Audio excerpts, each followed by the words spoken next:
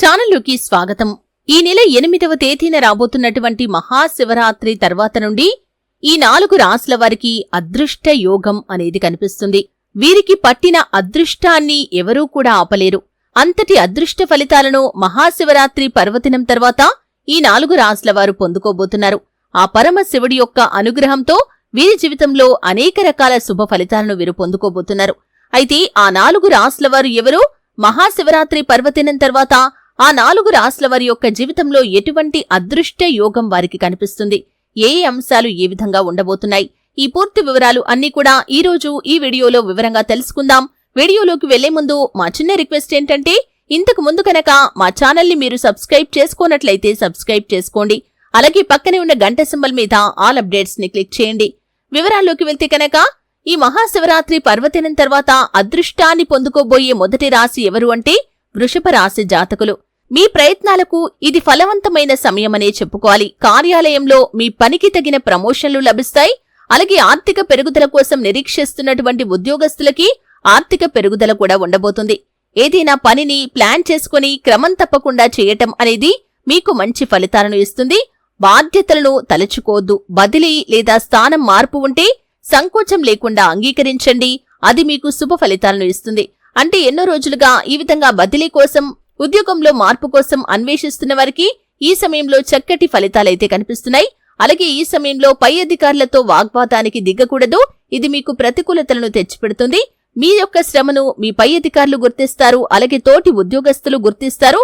ఈ విధంగా మీ జీవితంలో అనేక శుభ ఫలితాలను మీరు పొందుకుంటారు. ఆర్థికంగా కూడా గణనీయమైన అభివృద్ధిని చూస్తారు. వ్యాపారస్తులు కూడా అద్భుతమైన లాభాలను చూస్తారు. మీ యొక్క వ్యాపార జీవితంలో కుటుంబ సభ్యుల యొక్క మద్దతు కూడా లభిస్తుంది. ఏ రంగాల్లో అవకాశాల కోసం ఎదురు చూస్తున్న వారికి ఆయా రంగాల్లో అవకాశాలు కూడా లభిస్తాయి. ఇక మహాశివరాత్రి తర్వాత అదృష్టాన్ని పొందుకోబోయే మరొక రాశి సింహరాశి. ఈ సింహరాశి వారికి కూడా అద్భుతమైన ఫలితాలైతే కనిపిస్తున్నాయి. ఈ సమయంలో మీ యొక్క విశ్వాసం పెరుగుతుంది. ప్రతి పనిని మనస్ఫూర్తిగా చేస్తారు, నమ్మకంతో చేస్తారు. ఫలితాలు కూడా అదే విధంగా ఉంటాయి.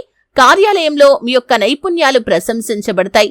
మీరు చేసే పనిని మీ పై అధికారులు, మీ కార్యాలయంలోని ప్రతి ఒక్కరూ గుర్తించి మీపైన ప్రశంసల వర్షం కురిపిస్తారు.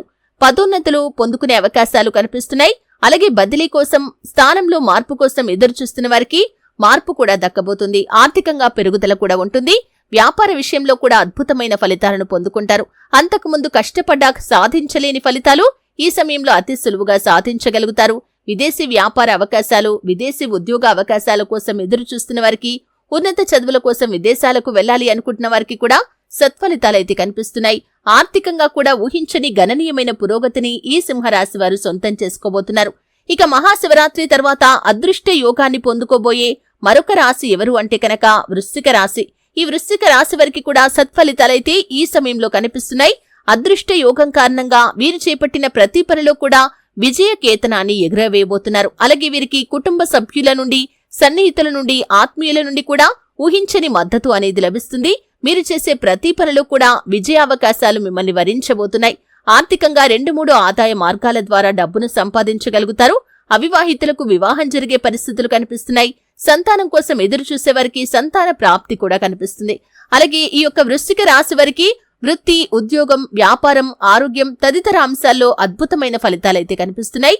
అనారోగ్య సమస్యల నుండి ఉపశమనం కూడా ఉండబోతుంది. ఈ విధంగా వృశ్చిక రాశి వారికి ఈ యొక్క మహాశివరాత్రి పర్వదినం తర్వాత అద్భుతమైన ఫలితాలైతే కనిపిస్తున్నాయి.